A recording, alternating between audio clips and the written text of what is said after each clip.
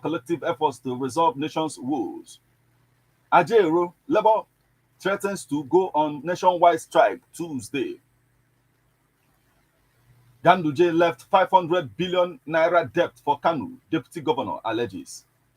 Reps pledge to probe alleged missing $100 billion oil, $20 billion royalty proceeds. Elections. Bayelsa leaders threaten mass protests over alleged police intimidation. Court orders arrest of eBay to MD over alleged 4.8 billion naira fraud. Lubanta cattle market groups differ on Governor Otis' ejection order. Tinubu warns ministers against personal ambitions. Federal government empowers 120 poultry farmers.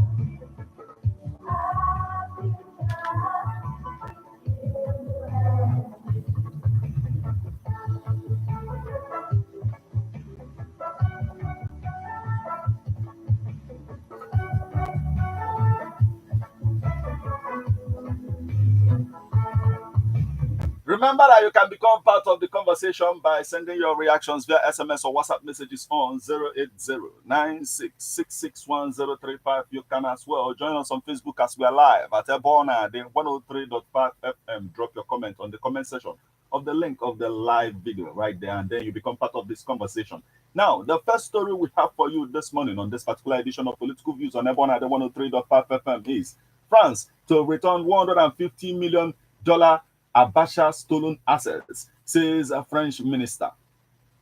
President Bola Tinubu yesterday expressed gratitude to France for its pledge to return $150 million stolen from Nigeria by former head of state, the late General Sani Abacha, after a prolonged legal procedure. The president, who spoke at the presidential villa Abuja while receiving in audience the Minister of Europe and Foreign Affairs of France, Catherine Colonna, who delivered the news, declared, "Thank you for the good news on the return of Abacha loot. We appreciate your effective cooperation concerning the return of the Nigerians' money. It will be judiciously applied in attaining our development objectives." President Tinubu, according to a release issued by his media advisor, Ajuri Ngelele, lauded the strengthening of bilateral relations between Nigeria and France, noting that this progress followed his visit to Paris after his inauguration. In addition to the recovery of another tranche of Abacha loot, the president acknowledged the signing of a £100 million, €100 million agreement between Nigeria and France to support the IDICE program, a federal government initiative to promote investment in information and communications technology, ICT, and creative arts industries. The agreement was signed by the Minister of Communications, Innovation and Digital Technology, Dr. Bosu Tijani, and the French Minister of Europe and Foreign Affairs at earlier event at Tafawa Balewa House, the headquarters of Federal Ministry of Foreign Affairs. The president, while emphasizing the need to reinforce collaboration on both political and economic fronts, welcomed the growing cooperation between the two countries in areas of shared interest, such as climate integration, education, and culture.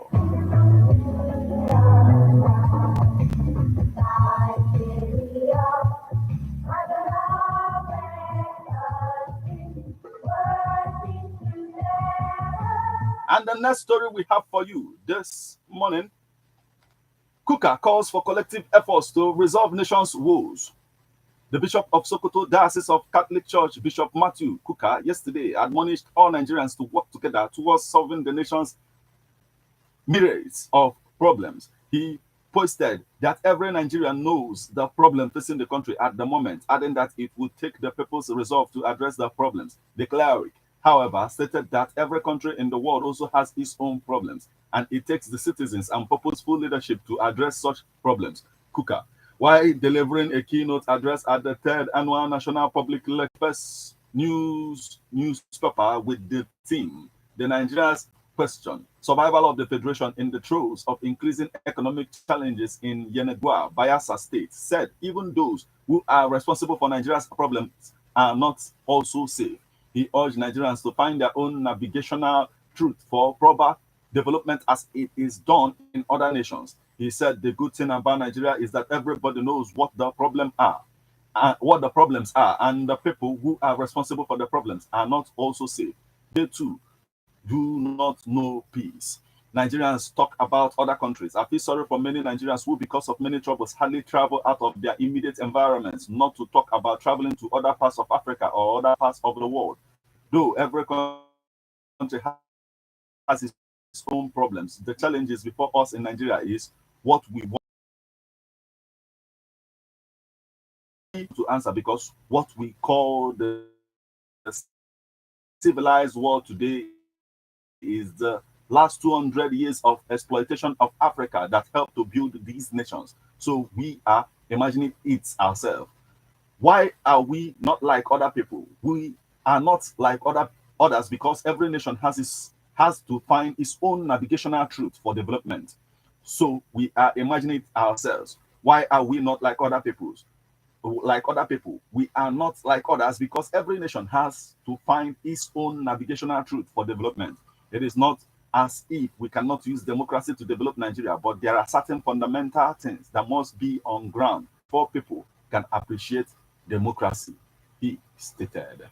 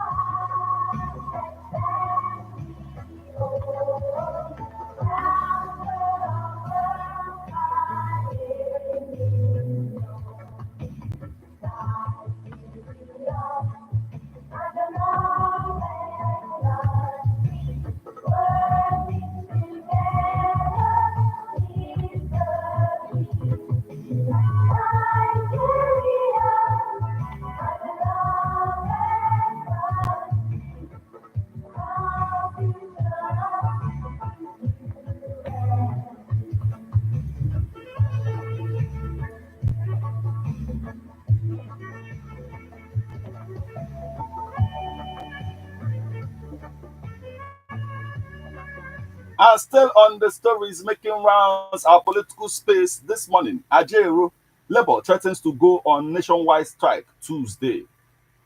The organized Labour has threatened to withdraw their services nationwide with effect from Tuesday, November 7th, over the abduction and brutalization of the president of Nigeria.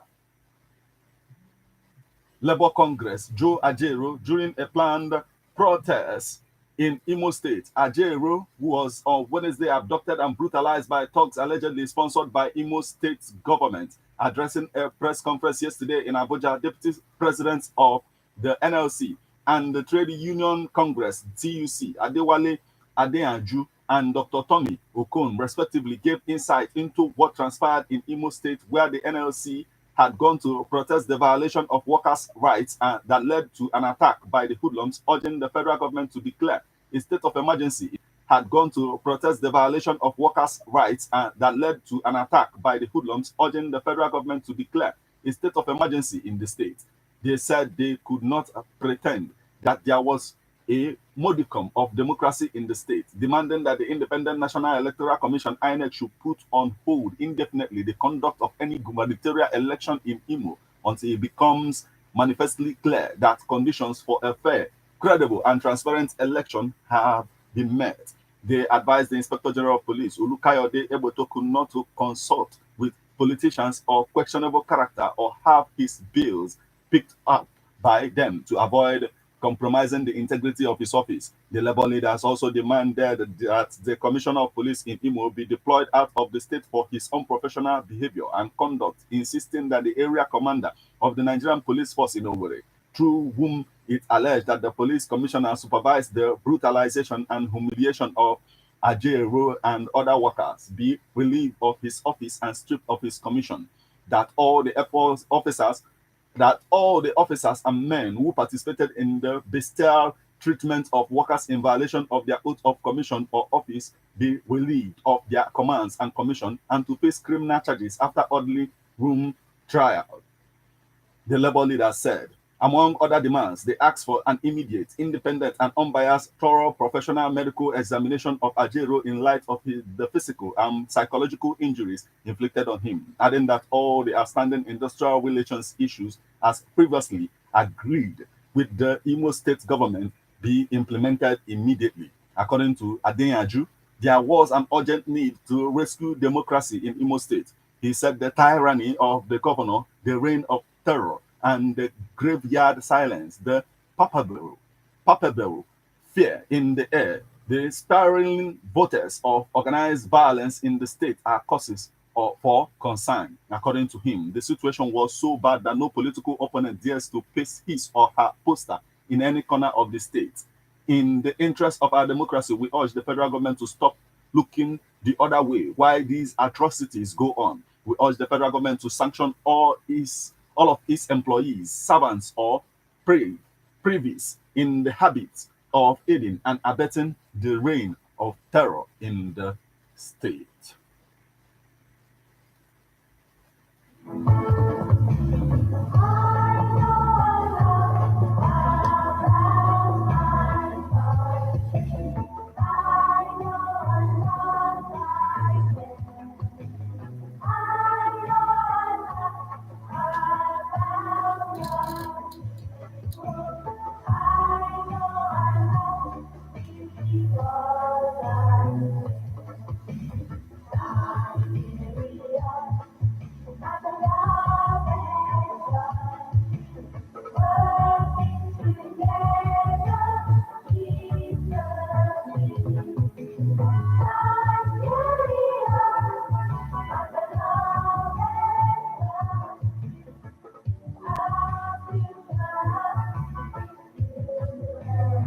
And the next story we have for you this morning, Ganduje left 500 billion naira debt for Kanu, Deputy Governor, alleges. Kanu State Deputy Governor, Comrade Aminu Abu Salama Bazo, has revealed that the current administration in the state inherited a debt of 500 billion naira from the immediate past government of Abdullahi Umar Ganduje. He noted that the debt incurred by the immediate past administration might exceed 500 billion naira, saying the government was still collecting them. Wanzo stated this at the Northwest Zonal meeting of the new Nigerian People's Party (NPP) held in Kaduna yesterday. The deputy governor assured the attendees at the meeting, presided over by the Northwest chairman, Mr. Shehu Bello, that his party would not disappoint the people of Kano State. He said, "We came into office inheriting a government that left us with nothing but debt.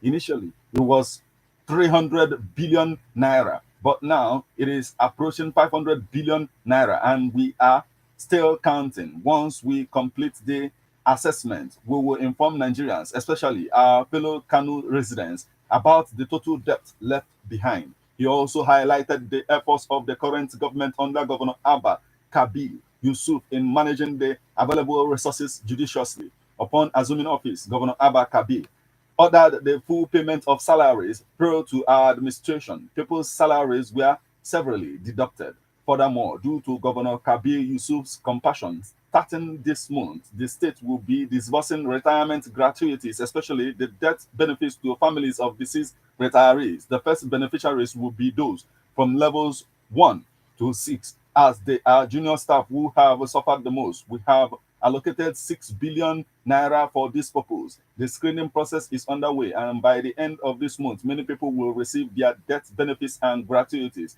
The initiative will continue, and our goal is to clear all outstanding gratuities within the next 2 years, the deputy governor added.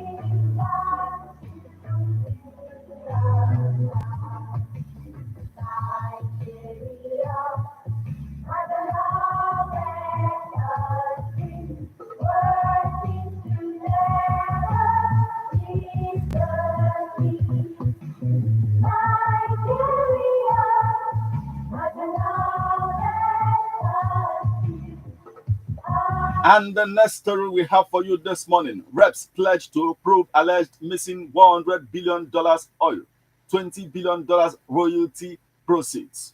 The chairman of the House of Representatives Committee on Petroleum Resources Downstream, Mr. Ikawong Ugochinyere, has given the assurance that the committee would ensure the recovery of alleged missing $100 billion oil revenue proceeds. Speaking while inaugurating the committee at the National Assembly complex in Abuja, he disclosed that his committee would also investigate the alleged non-remittance of about $20 billion in royalty to Federation accounts by the relevant oil and gas sector players in the country. Ugoshinya said the committee would live up to its responsibility in legislating for energy security, professionalism in the petroleum sector, economic transformation, accountability, and institutional reforms in the oil and gas sector of the economy. He further expressed the committee's readiness to probe the abuse of the petroleum subsidy regime, which was meant to alleviate the sufferings of Nigerians but failed to achieve the intended purpose.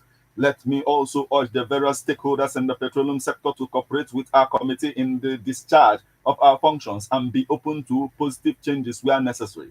We are not going to victimize anybody. We won't wish hurt anyone, but we will certainly do our work with a deep sense of service to the nation, he noted. He said the resolve of the House to receive the report of the Nigerian Extractive Industries Transparency Initiative Oil and Gas 2021 in line with Section 4, Subsection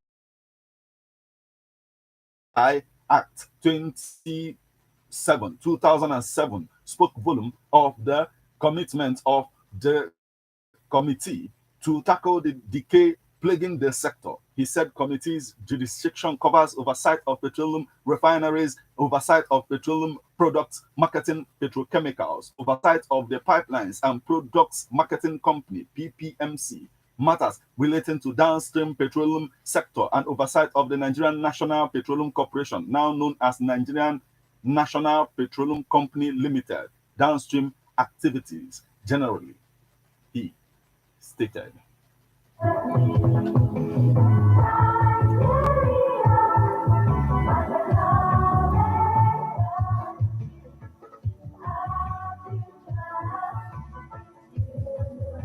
And still on the happenings in our political space this morning, elections threaten mass protests over alleged police intimidation.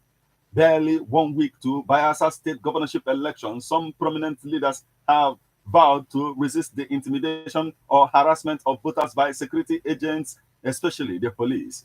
They said if nothing urgent were done to address the issues, they would be left with no choice but to lead mass protests, reacting to an alleged harassment of in Nembe communities by Nigerian Police Force Special Operation Unit ahead of the governorship election. The leaders warned that such moves would be resisted. The coordinator of the forum, Timmy Osborne, said these incidents are reported to be taking place in the run-up to the forthcoming governorship election slated for November 11, 2023 in the state. It is with utmost alarm that we note the increasing incidents of alleged police misconduct and abuses targeting the residents of Nembe communities over the past few weeks. Such actions not only violate the fundamental rights of our citizens, but also pose a severe threat to the peaceful conduct of the upcoming gubernatorial election in Bayelsa State. The forum therefore called on the Inspector General of Police, Mr. Kayode Egbetokun, who primary responsibility is to maintain law and order, to immediately investigate these allegations and take necessary steps to ensure that SWAT officers operating in Nembe communities adhere to the highest standards of professionalism and respect for human rights. Osborne said the actions are necessary to avoid undue interference with the democratic process and as well maintain public trust in law enforcement agencies. The forum said it is unacceptable that citizens who are registered voters in the certain communities of the state would be driven out of their ancestral communities during elections owing to the desperation of politicians to get elected into offices.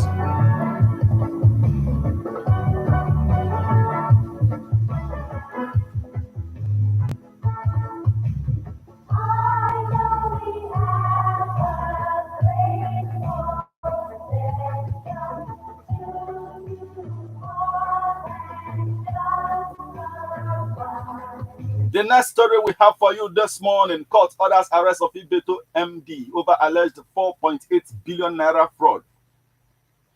Justice Ismaila Ijelu of a Lagos High Court sitting in Ekezie yesterday ordered arrest of a billionaire businessman, Chief Cletus Ibeto, following his absence to take his plea over alleged 4.8 billion naira fraud. The judge issued a warrant of arrest against Ibeto after his absence for the fourth time to appear in a criminal suit filed against him by the Economic and Financial Crimes Commission, EFCC. He subsequently adjourned the case to November 15, 2023 for arraignment of the defendant. The EFCC had filed a 10-count charge against Ibeto alongside his company, Ibeto Energy Development Company, on offenses bordering on alleged obtaining by pretense, fraudulent conversion of property, criminal breach of trust, forgery, and deception. The Anti-Graft Commission said his offenses contravened the provision of Section 1 of the Advanced Fee Fraud Act 2006 and Section 365, subsection 3D and subsection E, 366 of the Criminal Law of Lagos State 2015. While ruling on the arguments of counsel,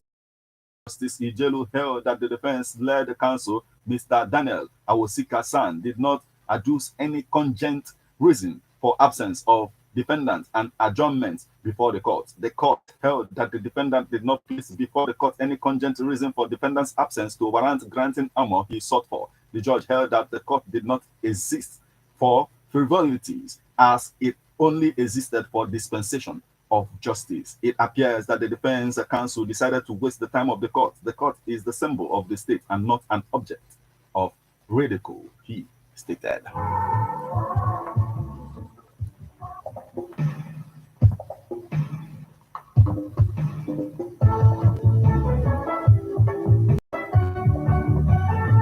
Still on our political space, the next story we have for you: Lopanta Cattle Market Group differ on Governor Otis ejection order. Lopanta Cattle Market groups differ on Governor Otis ejection order. A human rights group, the Foundation of Environmental Rights, Advocacy and Development, FENRAD, has expressed sadness over the recent discoveries of 20 decapitated and 50 other decomposing human bodies around the Lopanta Cattle Market in Umunnochi, local government area of Abia State. However, the coalition of Igbo unions in Nigeria has faulted the move to eject the traders from the market. FEANRAD, in a statement yesterday signed by its executive director, Nelson Nnanna Mwafo, called on the cattle dealers to vacate the market without further delay, in line with the plan by the state governor, Alex Oti, to make the place a daily, non-residential market that will be fenced and locked up after business, or among other innovations to rid the area of criminal elements. The group lament that the market, which was established Ihube, Uturu, Okigwe, Ishukwato axis. The bigger question now is, if this number of headless and lifeless humans, likely Abia indigenes and others, was found only recently, how many more may have been killed in the intervening years following the lockdown when this menace began to rear its ugly head, or the years before? The group asked. Led by Mr. Obinna John Okorafor, the coalition of Igbo unions Nigeria, in a statement yesterday, warned that ejecting the traders would surely have a negative effect on Igbo traders in the north and across Nigeria. The group maintained that the plight of northern traders in the cattle market, if not handled satisfactorily, would set a dangerous precedent which would ignite violence and clashes in various parts of Nigeria against Igbos. They therefore distanced themselves from what they termed the reckless utterances and thoughtless actions of the governor, whom they accused of playing to the gallery for political gains. They also condemned the indiscriminate demolition of shops and residential homes and demanded that alternatives be provided for Northerners without further delay. The group gave the governor a 48-hour ultimatum to rescind the decision in the interest of sustained, peaceful, and harmonious relationship among Nigerians.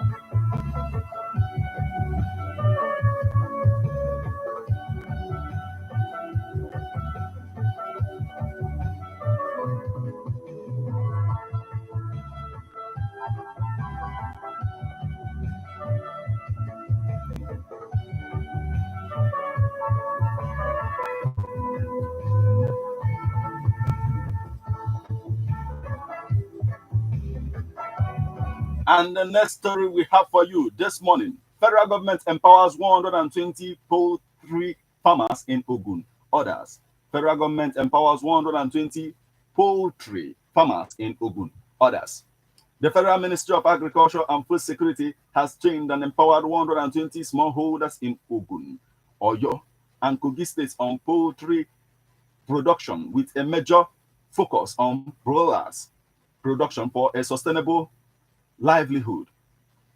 The participants were youths and women drawn from the three senatorial districts in the benefiting states, declaring the training open in Abeokuta yesterday. The Permanent Secretary, Federal Ministry of Agriculture and Food Security, Dr. Enes Umayi,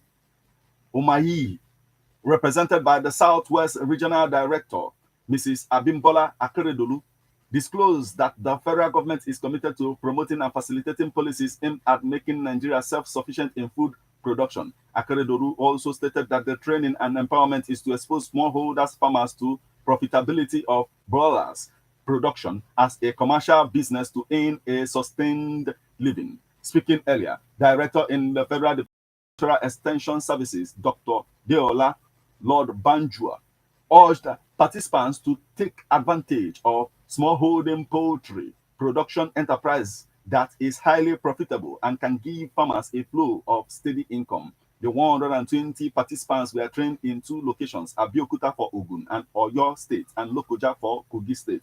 They were exposed to modern technologies of broiler production, while each participant was given day-old chicks and pigs. A participant at the training, Bumi Olatunde, commended the organizers for the valuable training and empowerment opportunity given to them by the ministry.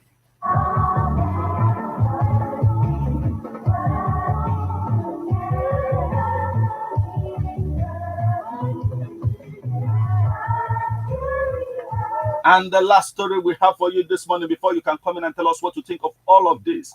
No division in assembly. Ayedatiwa's impeachment process on course. Speaker.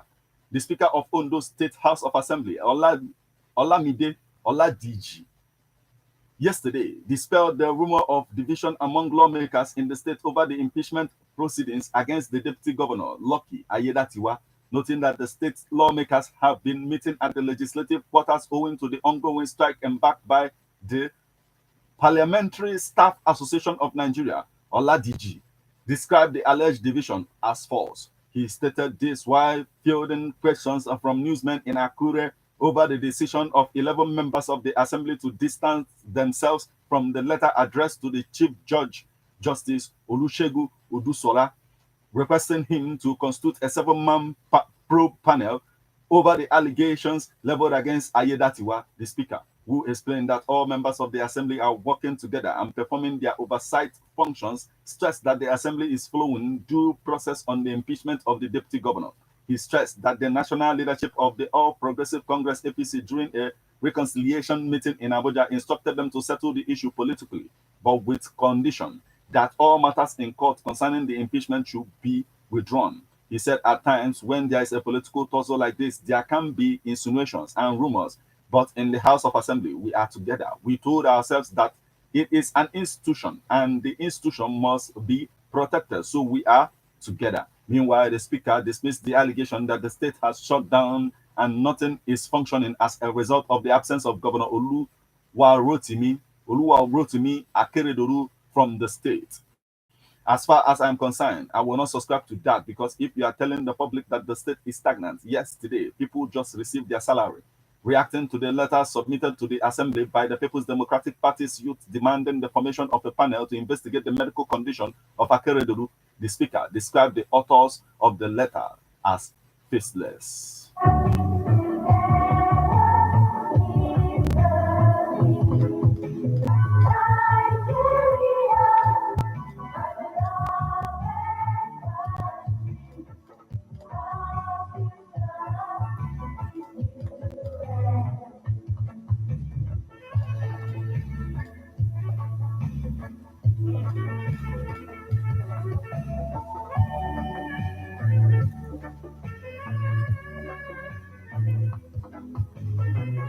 There you have it. You know, a lot is happening in our politics today, and we need to talk about it. At the end of the presidential retreat, President Bola Ahmed Tinubu said he told the ministers to perform, and anyone who fails to perform will be shown the exit door.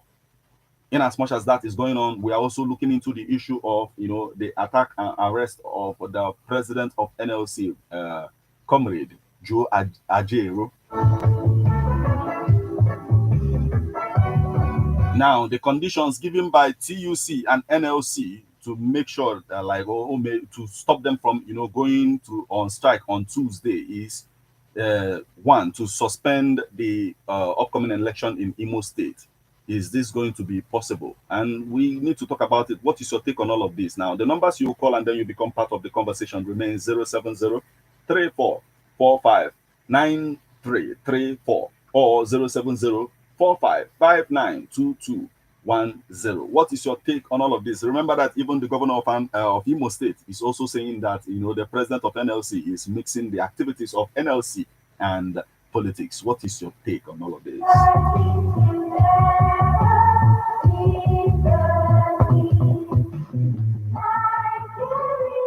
Hello. Yes, good morning.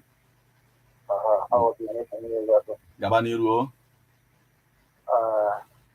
Okwu onye isi ala na-ekwu ọ sị na ndị minista na-arụ ọrịa na-achị ya okwu ọha na-ekwu okwu n'onwe isi maka na ewurego m wee mee kestọdi echiche ọkwa ọrịa ka o ji ka ọrụ n'Imo steeti gịnị mejiri ọ bụ nzọ ọrịa ka o ji ka o wee fụ wefe maka onye isi ndị lebọ e wee kpọọ ganagana nke wetiri ha anya n'ihe ha na-ekwu maka ya ewee nwee sekwuchi from nowhere as a militant or whatever, we don't take on the Una for them, we don't say anything that time. And only Shell have never reacted in that issue up to now. Or reacted there, or banted it. And somebody now going in the state government with their knowledge, funny, somebody was from federal, they where you are now. But where there, but where for welfare and the level. And the sitting governor and Andy, the weapon that were one of the Una for them, waiting in the place, deny and how much they can always do for how much there.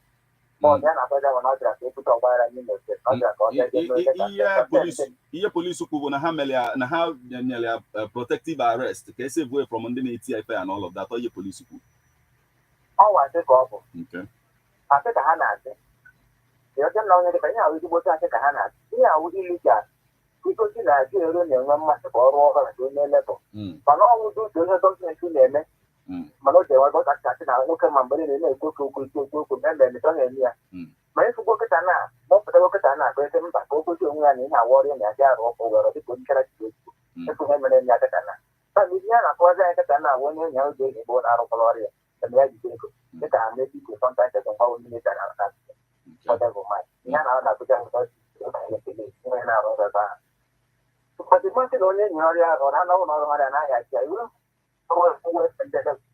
n'ọrụ ịdocha wee mee ya ọsị ha n'ebe ebe ọrịa ya kọndat mata ọsị na fante so o gochikwu na na-azị edewe ọrịa ka o jebe ya deta enete na ọbụla a na-ebo ya nwa ụta ka ọ na-esi adị gọọmenti ga-ahaji aji aka isi protest ndị mmadụ adịghị n'ọrụ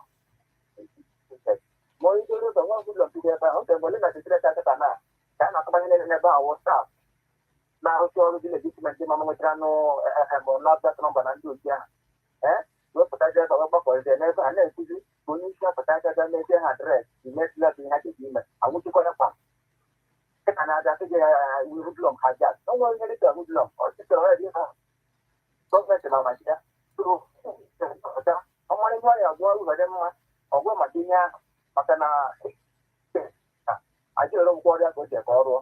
So it in support ka a suspend the election actually in Imo State so far but to TUC and NSC. Election a na-eme ọ bụ election ka a na-ekwu okwu ya ajịrị ekwu enwe mgbe ojikwa okwu election ajịrị ekwugo okwu a mbụ ọkọtanụ for the welfare of the labor n'Imo State na ekwugo ya bifo na ihe atendere mbọchị ya a ga-eme strike n'Imo State maka nwe mbụ nọrị mapụta wee kwuo ọ gbara nkịtị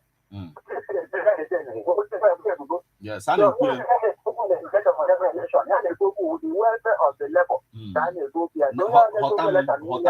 My brother, I know at the same page. Mona gina say na yen neku, my brother. Otam yen neku bo. yes, because of the 11,000 ghost workers, they declared ghost workers all of a sudden. But na condition level until you see in a I was a strike upon a proposal for Tuesday. Will suspend their election in Imo State with other things attached to it. So I am one. I come and I can stay with him. For the interest of the workers now.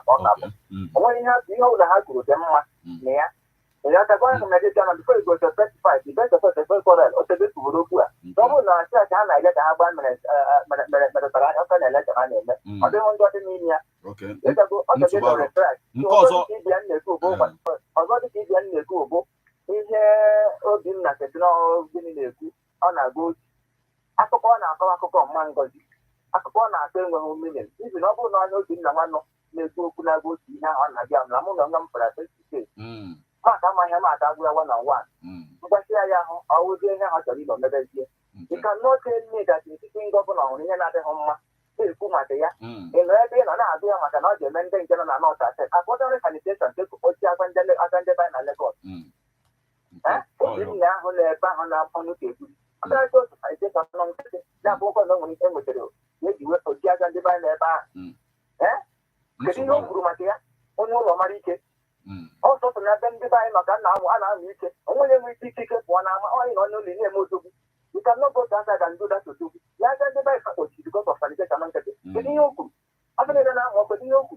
Although never with the mother who is on the block, skeleton and do here. Yes. The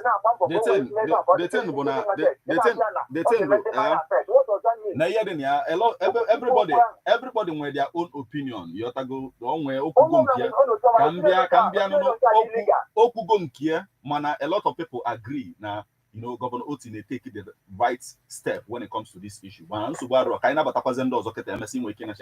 you so much for joining us this morning, my brother. Oh, hello. Yes, now let's hear from you. What do you have to say about all of this? Hello. Hello. Yes, good morning. Good morning. Thank you. Mama. Can go on, man. Hello, no. Gabani this morning. Gabani Rusa. On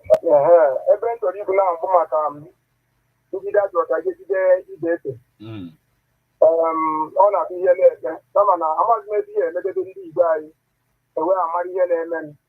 As the body cake are so matter. Monophone Mobanya, which are shooting. If I happen to go on a more alabatar, so can you see a Yana? Just don't put one to some kind of Namazana, Mamata, Amama, to Japan and let me fly here. When you get an individual, proper do matter. Mama, one in them, Mana, Manu, Madam, woman, ego. If I get a man for us, my young girl, just to be there. Oh, when the one need this woman. How much is it out of that for? The great one is the Eken now, one now, every one, Macanda, what I get the main one. I need to pay for that. You don't want to rather do the FCC. Okay, in it, what is it in window of anything? Get it against what I go get to Grego. I got what is Grego. Oh, yeah, here. Just 1 million of land on our papa. Oh, I don't know, city.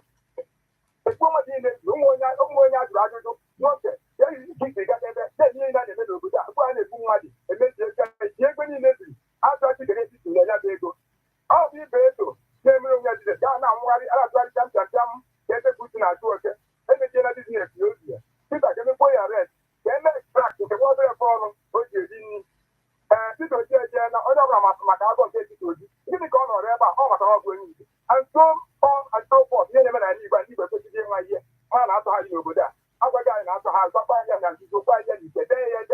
Anyway, the fact that yes, now I'm this here state a fact to a lot of things in state but or between two people feel aggrieved na business nyana mmadụ men onye ama we get to court at the end of the day and then court to someone one mmadụ onye ahụ o kwesịrị ịza the court ana m kwesịrị kama na ebe na-eje na-abụ ekwesịrị ka okwu ebe ọrụ ka kwesịrị ebe ahụ ebe ọ ya ada na-abụ onye jikwu ya jikọ ọsọ mmegide ọ dị ikwu mọch mana nsogbu abịa eje ha tee ekwesịrị a na-ekwu uchi ji eji ebe okwu ọfụma ọ ya adị mma mana eji ji ọfụma o nwere ka ọ ya dị ihe ọzọ na-ekwuzi ebe a na-ele wechi na-abịa nọ mmadụ a na-asị na emetụta ndị be anyị ọkwa ife ajebere anyị isi na anyị esi ya ọ bụrụ na ndị Igbo mere ihe ya n'ugwu Awụsa ọ gbatara na keji esi ata anụ mmadụ eji otu mmadụ ebe a ihe adịsiri ya ego esi abụja ọbịa ha n'ebe a achọ ndị Igbo mmadụ ihe na-ekwusi mesigodo anyị akwado n'ike anyị eme investigeshọn na ụmụ mmadụ tọwere ihe a maka mmadụ enwe mekọp na ahụ n'ahụ ọnwụ onye ọbụ nwanne ka iwe ya na-ewu ya achọ ka mmadụ ihe na-eji onwe onye nwanne so n'ozu ọzọ ebe ahụ so na onye ọbụla na-etinye ọnụ ọbụ mefet ya ji eji anyị ide aje ebube anyị aụsaid achakwaba anyị egburu anyị a na-achọta ọbụ mefet anyị a na-agwụ ihe dị na ya bụ na the step gọvanọ gọvanọ oti teki ime dị afịa ka agba ya fence one yotago ọbụla afịa ya bụ onye bịa n'ụtụ ọ na mgbede at the end of the day the step dey accepted everywhere in the even man and the northern part of Nigeria everywhere so it is accepted and the nwere na a dispute nke onye ajọs na-ekwu nke ya otu o si fụ anyị nwere okwu nke anyị so gọvanọ ga-emekwazi nke golianụ thank you so much for joining us daalụ. Yes, can you hear me? Let's hear from you now. Hello. Hello. Yes. Good morning, my brother. Oh, the Pamma. Good morning. Here, Lotelo Hanes only in one morning. Okay.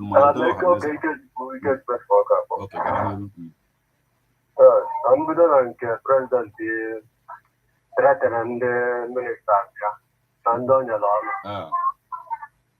For me, na democracy, I'm involved in I direct you, I order you, and not like that type of statement.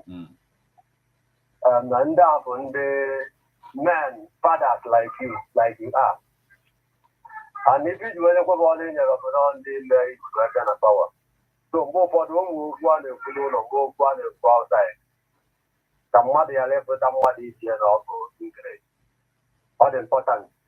Okuabro, Madabro, some governor. So who could any on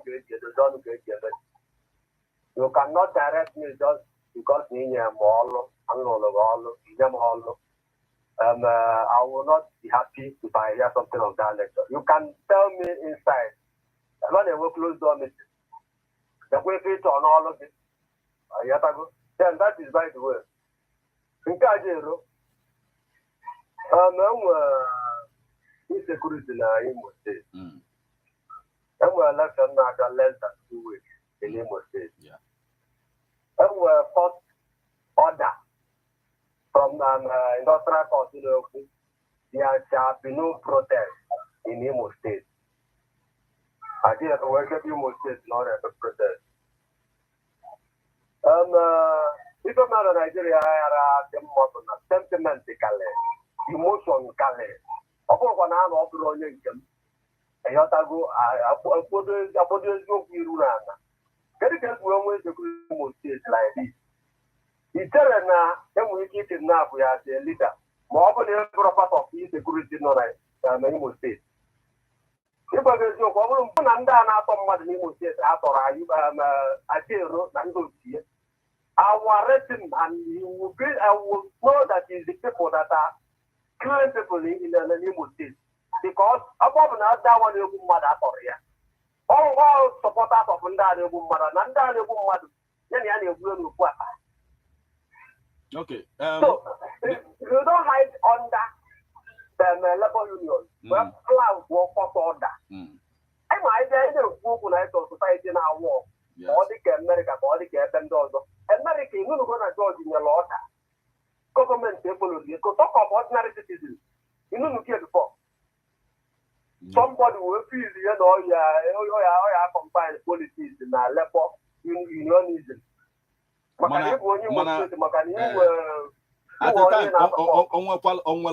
Like any place you get a reference American court to stop the protest and all that.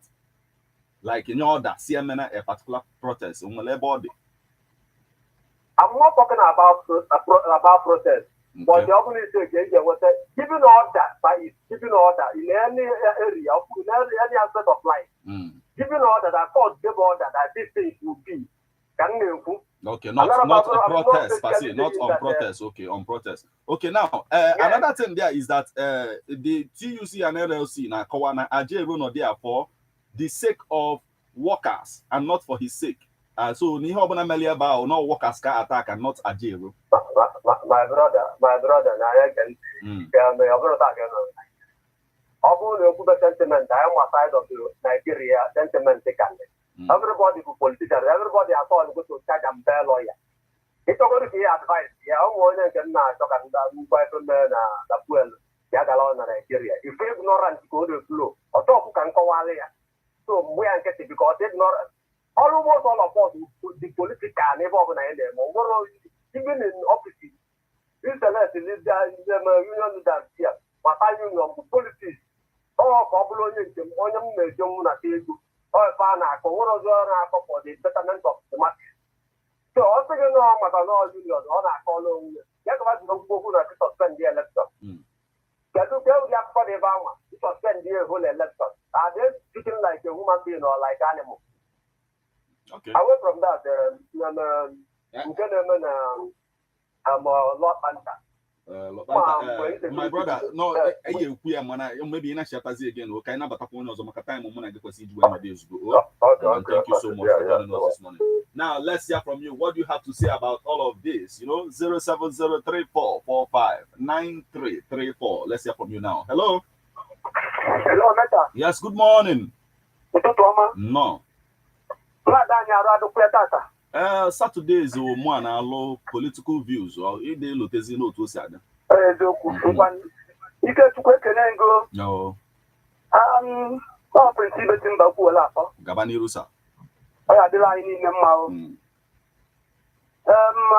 who tells you upon Ashe. In case we joke, Makana Batano, I have one nine. Open we which when go get a court. Okay. Okay, we'll joke can name. Opposite not go get a court. Makana Nigeria going to carry court. About the Agriponia, Boponi, Toponian, not the Canada. Open on a wheelchair, she will do from wheelchair. That's not on your Pudun and the Belobi. Open Lamaka. I will tell you, I do that, Palola. Not just to walk. Magama can the bank had a good no, Wundi Kana, no, Wundi Kana, no. You can't walk on the government, what a government in a job or even a business element. And what I go country like this season or dozo. Yes. And what only an business. Again, and cannot panta. No one has to pray.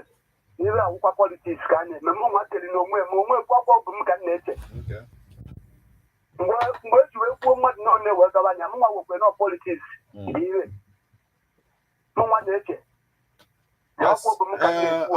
When a kidnap the prelate of a particular church na Abia State, that axis. And I think and we can connect with our to kidnap or that prelate. So I have the reason for investigation, which is the reason why so many people commend, the governor of Abia State for his actions so far. Now that issue. So don't you think so? I shouldn't be one Macanavia.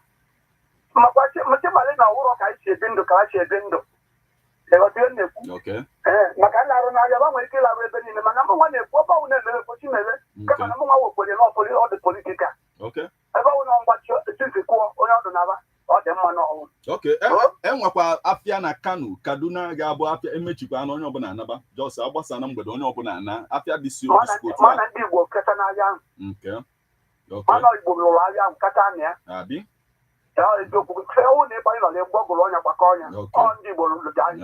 Okay. So, thank you so much for joining us this morning. Dalo, what do you have to say about all of this? Let's hear from you now. Hello.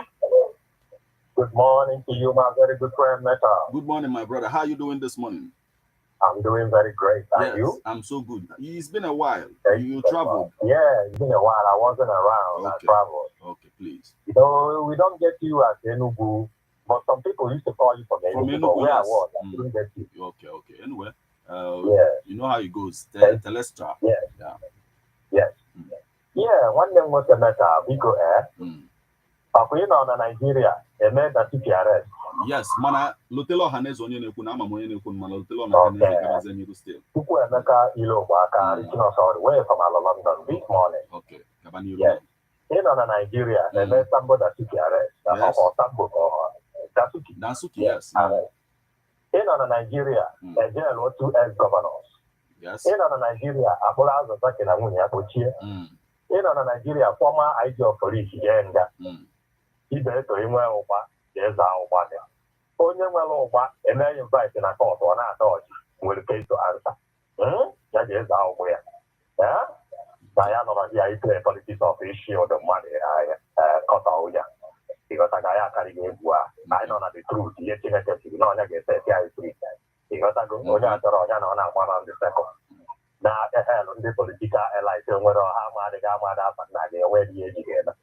Yes, better. My brother. Abịa n'okwu Ajiero ka ọ sị na ọdịnihu Chineke onye na-ese ka the president kwuo okwu n'ihe gbasara steeti jee gụọ political science ọfụma ka ọ marụ ihe bụ steeti and federal ka ọ maa na steeti nwere its own right na ọ bụrụ ihe niile ka the president na-ede ọgwụ injin.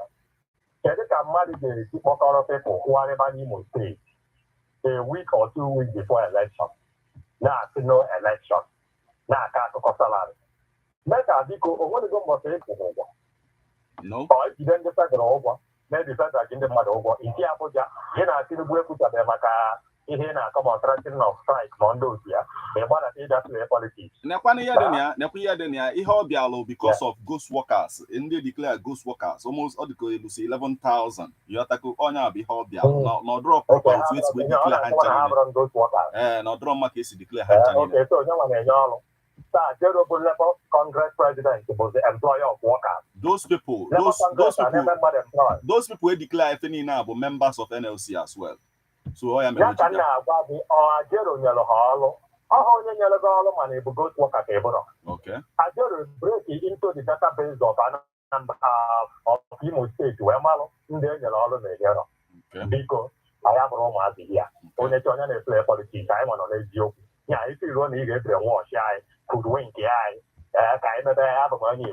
Kansala, Kaibanda, then Joseph and message.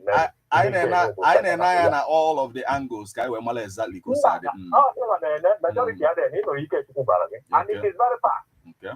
I have Jem on Yakana. Another politics of Papa Mamma, in shade wire. Mamma Buru, in that shade here. You have you so then, Ebeonadi shade here. Iniquities here. Another on there because maybe you can not. So what is again? So, Mano way to take a while when you move to Odaria. Odaria boss of president anything in order before. It is right. Yes. To order is appointees. Every government in power with directive of their policy they want to implement. And they implement it through ministries, departments, and agencies. The ministries are manned by the ministers. Agencies are director generals. And in bureaucratic setting, you get an order to a particular individual not beneath you to do so and so by office demanded. Yes. The IG of police order for the redeployment of AIG. Yes. Because of maybe the IG of police in the 45 years. AIG at the 50 years. It's in no.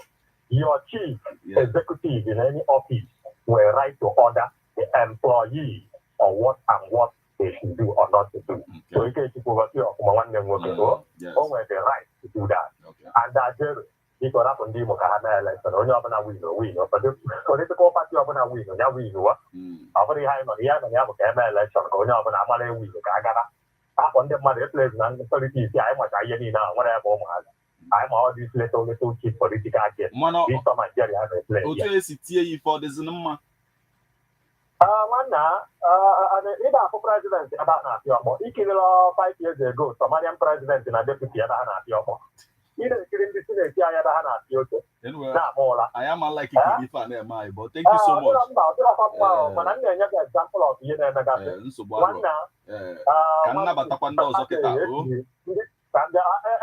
okay. The other day, the police TV onye n'ọrụ onwe ya kasị ya ahụ.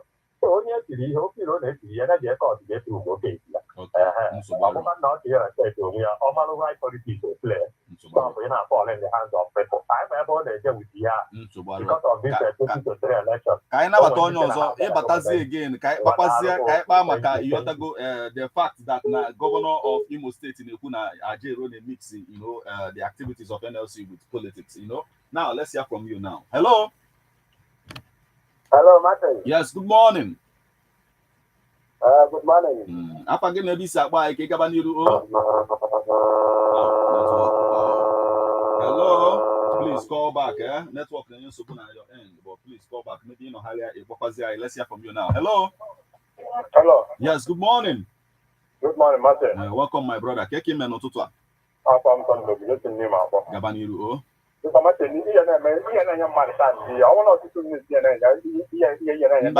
time I know already. All politics, man can need the time to elaborate. My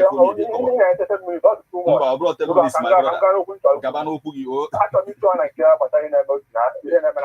Okay. I don't want to go there for moment. Well, don't know someone na Yoruba Kianda. I am Mr. Young with the Bampam.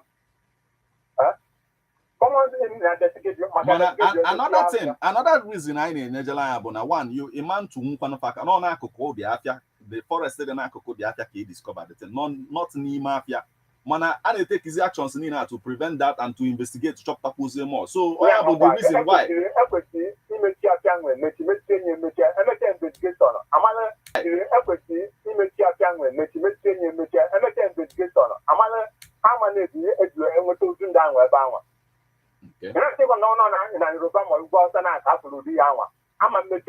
Mobile na Obasa Bendafia yet, Obon and Webber anything in a point to us in that.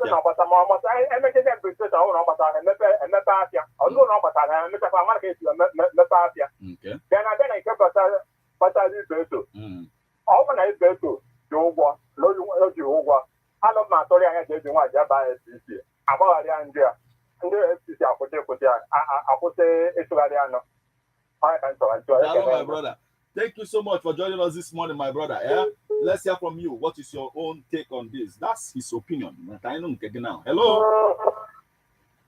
Hello. Yes. Good morning. Please go on, sir.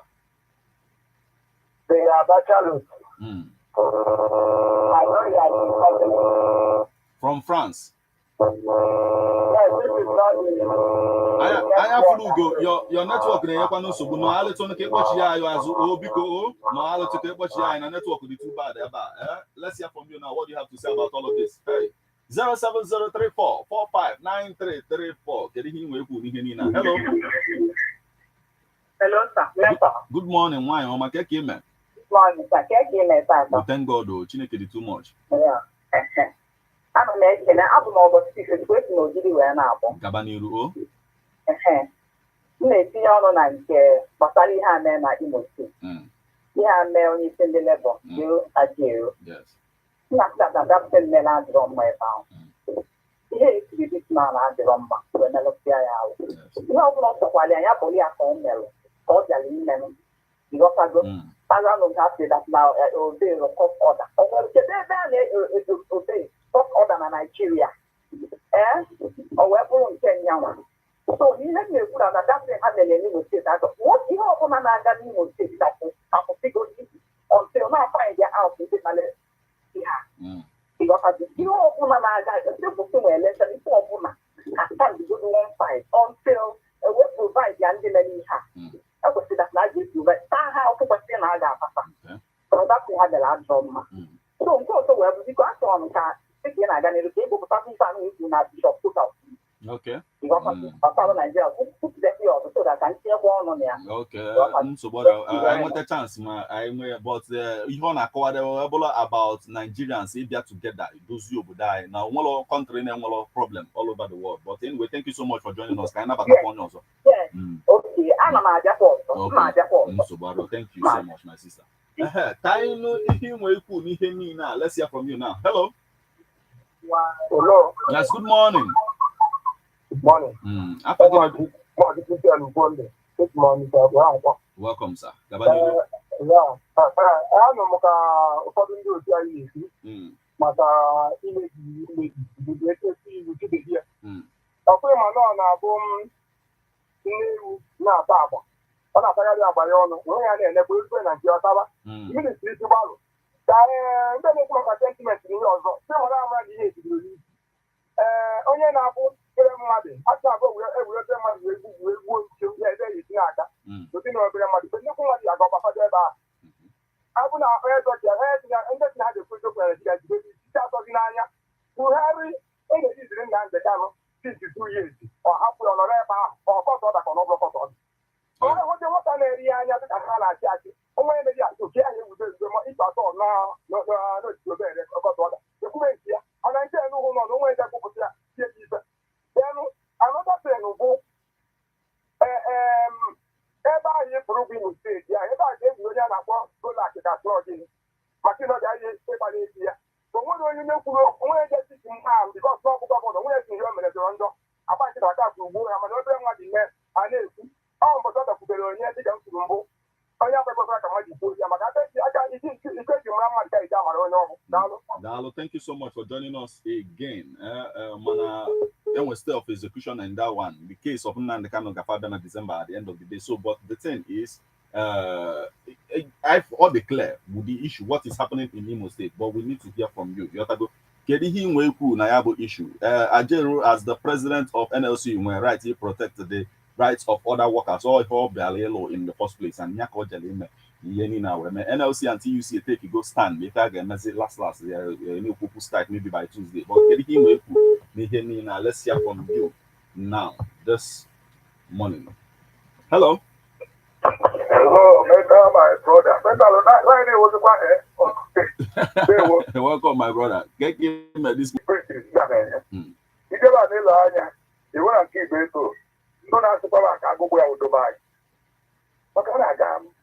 Ike gwụọ ya ọ bụ ka eke ime ndụ be anyị bụ ndụ na-alapụta nwanne be a na-agbagụgoro ụba mmadụ n'one enwude n'ugwu ebe abacha malụ mgbe abacha dịka aka na-akpalata ego elu ụta ọkwa ụmụ ya na ọha ala spọt free ma nwunye m ire karịa ekwu na ya dawa ụbịa ka ya rada narịta ngote onwe metụrụ aka Igbo na-eme onwewe a na-emekwe ndị Igbo mana nke ndị Igbo na-eme onwewe ka n'ebe nke ezi na ya bụ onye isi ndị ọrụ anyị tụkwasachara obi nwechie obi anya n'ebe ụmụ ọgbakarịa n'ọgbọ ụmụazị amarụ ya ike anyị chọrọ oteki etule ọnwụ na o mere ihe o kwuru izizi ka ndị metụrụ ya aka onye ọbụla nọ n'akụkụ onye dị mfe ọbụla ya metụrụ ya nke mana okoro ofufe obodo mmadụ otu mmadụ nwechie ofu na na-aga elu esetụrụ onye ọba n'ụlọ adịka ịbụ ọrụ nwoke ya ekwu okwu ozi maka onye ibe gbasara fuel ihe gbasara amasịsiri asọpọtụ ya ojekwuo maka sọsọ ego ahụ etiribe n'ụgwọ ọrụ n'Imo steeti nke ndị Imo steeti ọ bụ ọjọọ ego ụgwọ ọrụ ma ndị ọrụ afekti ndị achụsịrị n'ọrụ n'Imo steeti ọnya ka ọ na-eprotect a na-achụ ha n'ọrụ ọ ka bụ owu akene na nwa ya ma maka ọ bụrụ na o ruru ya kwuo masị na kama awụla adụ egbe mana ọ chịrị gbara n'ekwu na ọ na-ama mkpaka onwe ya na ndị ọrụ masị ji anwa ya kwụkwụ ha nọrị ọgụ ọ bụla epụziala ego ole ka a na-ama wa pesa jarị hello mba anụ m ya like ọ bịa dịka your network a na-ebrik m na-agazi ntị ka ma na-aga n'ihu stil o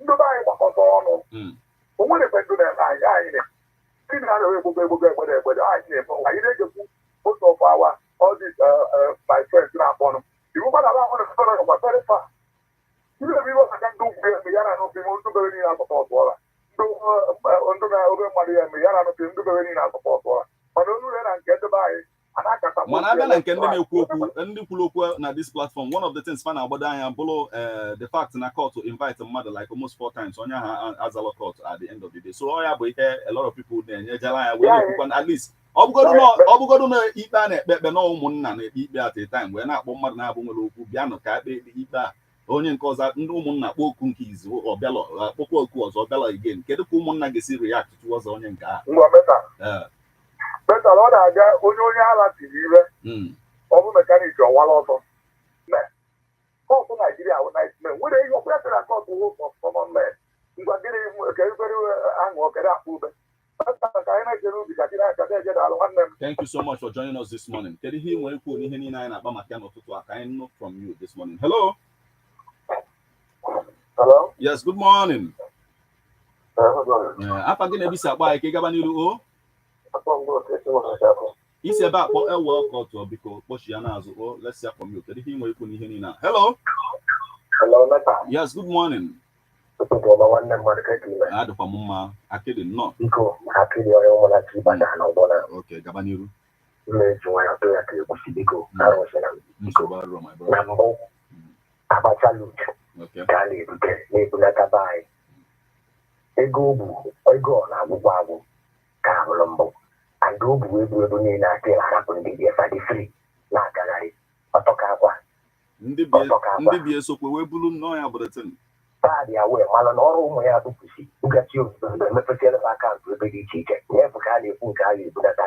Thank God for ndị France nwa. Ọkụ ya. Chukwu gọzie ebe na nke fa wedata. Ọgwụgwụ ya na-aja Chirac bụ former president of France na-akarị ịkpụ ya okwu enye onwe ndị ọzọ bụrụ ka ịkụ natakwu ya. Ndị mmadụ na-ata akwụkwọ ịtụpụsi ego a izosie nke abụrụ mbụ. Nke ịbụa, gọvanọ Abia steeti achọrọ m ka emee ezigbo investigeshọn gbasara ife lọta. Ndị mmadụ na-ekwu okwu too much. Ọkwa ife a bụrụ n'ime Afịa ka ọ mee nọ na-akụ ebe a. Akili akwụ ezigbo nsogbu a ebe a chapụ. Ọ na-ahụ ebe ife a bido oge ụfọdụ ọ dịka ọ na ndị be anyị amụtara ya. Ọkwa ndị be anyị na-anabata ma ndị na-ele efi ma ndị na-ele ewu ma ebu ebe a anyị nwacha na-anabata nwa ọbụla oge fa azọrọ ebe a zụrụ ọgwụkwụ elebefa ihe wepụ ozi asesi ị ga-asị onye saịdị fa ọ kakwanụ kapasi ebe ọ nwere ebe m fụgasịgo ofufa jusi ifo emechiche ebe a onye ọbụla gbapụcha ọ dị kapasizi ebe a gbafere nke Enugu gbagotezie ma Iyeri ma mgbago ebe a kpochikwanụ ife a wee na-eme asịrọ nna ọfa akpe mana si mee investigeshọn mara ife anya ma alụkwuo asị ma timeti ya ọgwụ ụfọdụ alụcha asị fa a na-ekwetanụ maka fa na laik ịlarụ n'afịa ọgwụ ụfọdụ fatifati na fa abataliti ifefa na appeal to the governor ka alapụkwa ka a na-alawo na dị afịa ma ọ bụrụ eziokwu afịa mechie Nsụka na ibe agwa na onwe ife mere n'afịa ka amara ebe o si mee ka abụrụ mbụ ụfọdụ afịa a na-agbachi ọkwa ndị ibe a na-aga ga-emebikarị iri ife ndị be anyị ịghọtago and ọfọ ụmụ ike ọ bụrụ from them asịrọ m na ọfọ ụmụ ike ọ bụrụ from them ma ọ na ọ bụrụ mana ọ ka mma afịa mechie na-abịaghị ịkpata leti paakị ebe ọzọ tụpụ onye mgbe eji akpọpa ịkpata onwe ike ibubi osisi gakwa iru maka fana ọhala ebe a nwa ọbụla ọ ga-emebi ebe a andị oyi afọ afọ ụdị alụgha na-ebe ebe a ana m ekwu out of experience ife m fụgoro n'anya m ịghọtago nke a dị nwanne anyị nwoke ibe edu akpọ ya oku quite alright anyị ma ife akpọrọ ya n'oji ụgwọ tomi ọ dịkwa suppose ije eziokwu akpọ ya wee maziala ife oyi esi mee mana ife njisi iwe o jide agara okwu akụjisi nwoke a aka n'ọba ekwuezi simenti nwa ofu arize Yaradua mepee dị ebe a ka akụsi nwoke a mesie ife Yaradua mepee ebe a alụkwa ọrụ akụchikwa anụ na-eweta laịsensị oso na simenti so n'ife enye laịsensị ka ebunataba ma akụwa mana ife a niile politiks na afa chọrọ ka nwoke a nọrọ o nwere ike ọ tụọ ofu consignment ọ bata agụgbụ ya abịa na this particular case kịta ihe niile a ga-ahụ food si before ya ghọtasị exactly ka ihe a si dị so far but anọbụ m into that cement something malụ ka o si na anyị maka esi bibu mepekwa ya ata ka ọ bata ndị ọkụchi ya mana this issue ọ na-enwe na nke ọ na-enwe na EFCC ji maka cement ka eji enwe this issue kịta nke a ego ọ na-alụ na gọọmenti ka ọ were ọnụ ife akụchie factory ya na onweghị ife emere for 2016 ka emechi ebe 2015 or something like that maka onye ọ bụrụ gị nwa ọkwa ị nala ego a na-amụ ọmụrụ nwa ndị ma na ego ori nne ndị ego ahụ ego eji atọ ọkwa biznes akụchigo biznes ya ama na ibe a na-akpọrọ ya ka agụgbụ ya o nwere ike agụgbụ ya nke steeti clear nke a dị between ya na mmadụ not basically mana ọ bịa azịzo ya azakwu ekwukwa mbụ na ọdị sọpọz iziokwu ka ịghọta ebe isi abịa nke a dị eme ibe anya ji eziokwu ọ bụrụ ịgbabapụ ebe nwa a na-agbaba ya bụrụ na forgive ya forget ya ka hapụrụ ya ụgwọ nwoji si mekwuerie ya na ọ bụrụ ya bụ onye mbụ jikarịwa gọọmenti ụgwọ mana o nwere ndị nke fakasị nke ya makụrasị ya ndị a ife menụ na ọ dịgbo ka ọ ga-adị mana ofu ife nna ya ọ debere emegide ife niile asị rapa nwoke a n'ọkwa dị uto na-aparalize ya ka ụgwọ ajị ya kụbuleti ya na ọ bụ na-arapụ na ife na-aga etu o si aga ife ama ndị etu a kọrọ m idu aka n'ọnụ maka na okwu ahụ. Yes, all the go yesterday, Ebatazia, Eva Filo, Yotago Akidi Kuku from perspective of maybe business or maybe when it comes to cement. Yotago maybe insights from his own perspective. But I want to depend on what we see in the news. Let's hear from you now. What do you have to say about all of this? 07034 459334 or 07045592210. Let's hear from you now. Hello. Hello, Meta. Yes, good morning. Good morning. Apa gina bisa bye. Apa m demanda this one sabo. Gabaniru. Meta one of na ịmana ibe to na rather it of no idea. Okay. I rather demand. Okay. And the lawyer, the son even guru na what the road demand. Oku na what the road demand. Onye sidi na watari ene na Nigeria. Mo ibulo ni use na watari ene na Nigeria. Maybe no na ada. Onye actually do slave master. He can have some slave master forever for his life. But I know I'm a slave master today to my life. Let me clear this thing. In case those are the local teachers, they don't hear nothing. But you know, ever man and very nothing. And then the son of Juba, I have a hundred billion thousand of Juba. Not nothing there. In the age of Juba, not yet. No, Nkeka between you and GTB, okay. Yes, all the clear. Man, I'm messing you want people no. Look at the way you are. Man, we are keeping them in power. And press the no Juba, 100 billion of people for innocent. Man, no.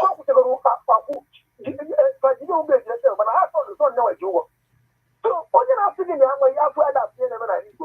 If I know that, I don't know or I have to go with you. Come on, you have a million today. All that one number. Mamma, now I will never. Open the barrel, each of you became one leg. One is in a good hour. But there is one leg. But I recognize the fact that the lawyer who now rather Yota Mano Ulugo 4 good times court or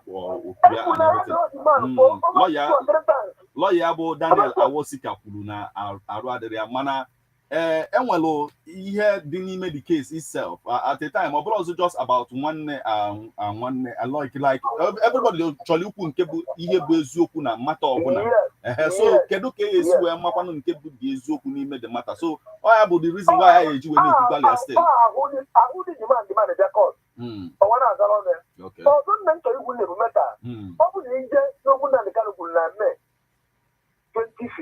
yeah.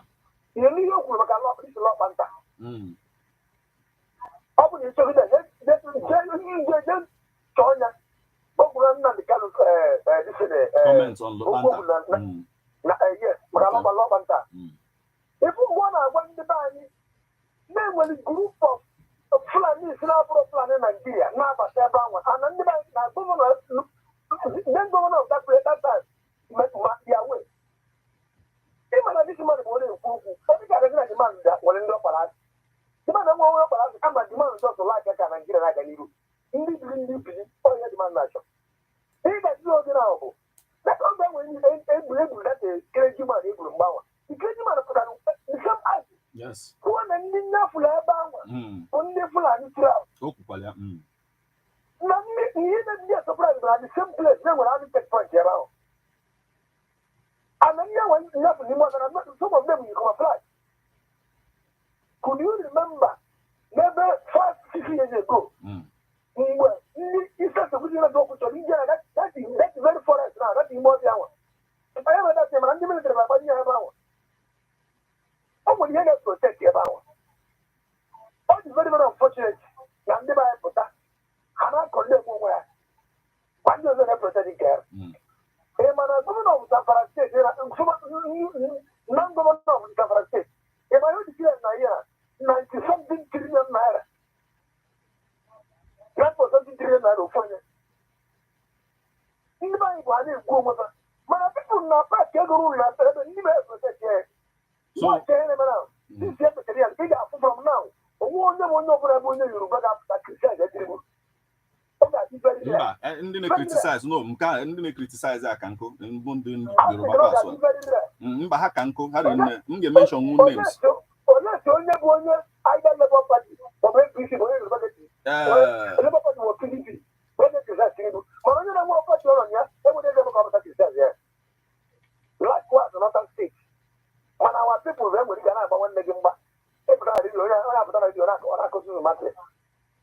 Okay. Enwere gị wee bitere nwanne gị onye ji maka onye nyere gị igbo nwanne gị igbuchie nwanne gị onye amago na epụta iji egbugbu nyanwa onye ahụ come to you. O mere na ụmụnne anyị ma adaka bụrụ ma nke bụ journalist na ihe na-abụ na advantage mgbe ahụ. So o mere ya iji bitere ya bụrụ ihe awa nebọdụ steeti ya abụ na ha bụrụ igbo afta ya bụrụ nwụọ abịa ebe akpa agachi.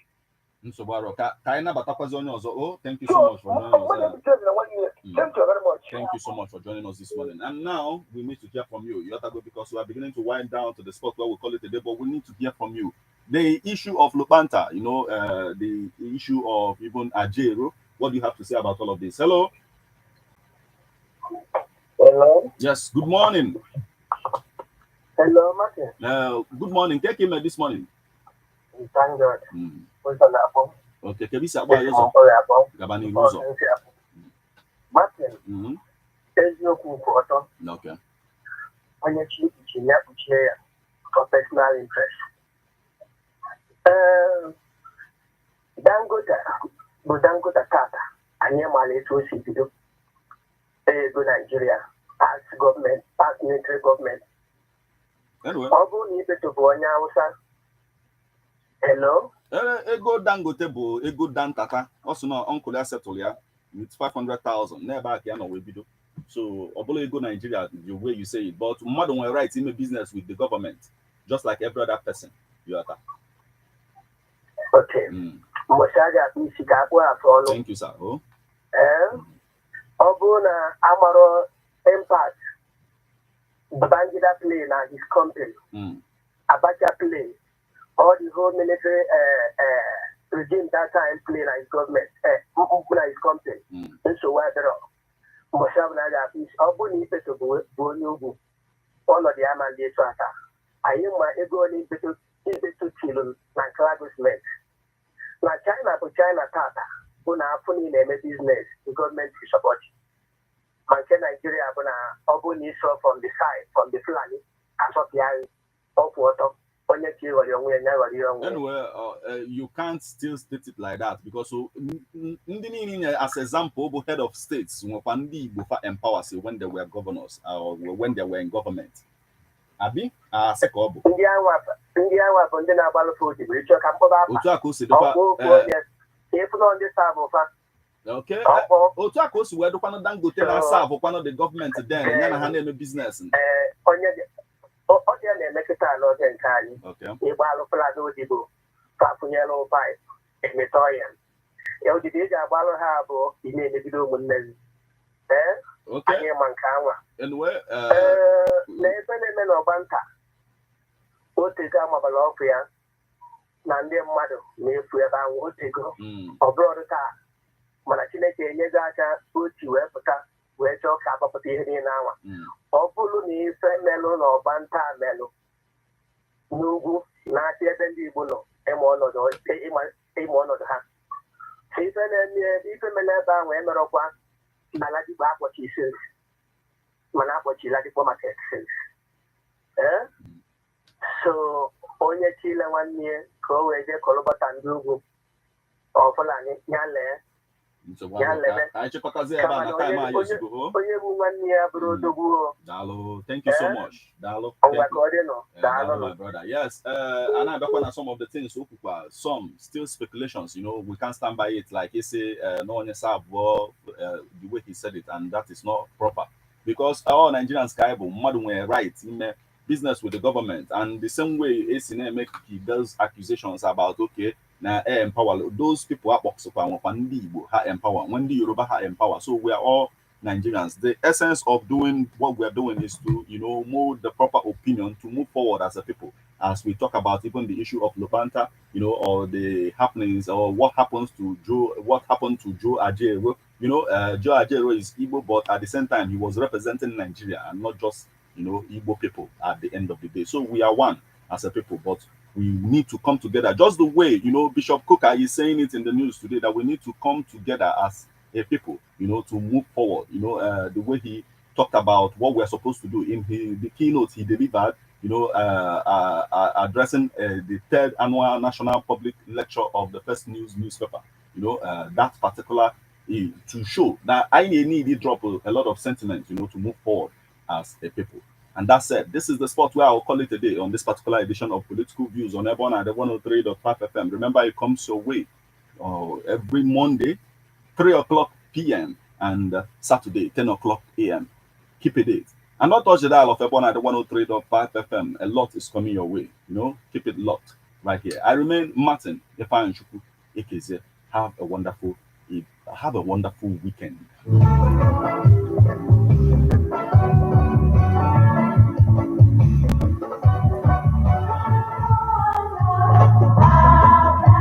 Man is a political animal. That's why we all have our views on politics. Political View comes to you at Ebeonadi 103.5 FM with Martin Ifeanyichukwu Ekezie every Monday, 3 o'clock p.m. to 4:30 p.m. and Saturday, 10 a.m. to 11:30 a.m. It's all about the day-to-day activities in the Nigerian political space. Views of political actors from various political parties on political process. Views of labor leaders, and most importantly, your views. Views of the common Nigerian. Tune in to Ebeonadi 103.5 FM or you join online via MixLR. Sunday and Saturday. What are your political views? Keep a date. Guys, hit the subscribe button right here. All right, thank you so much for joining us this morning. Good morning, good afternoon, good evening, wherever you are reaching us from. You know, but thank you so much. Then subscribe to the channel, and then get more on what we do in politics, entertainment, news, a lot. You know, just subscribe to the channel. Thank you so much for joining us.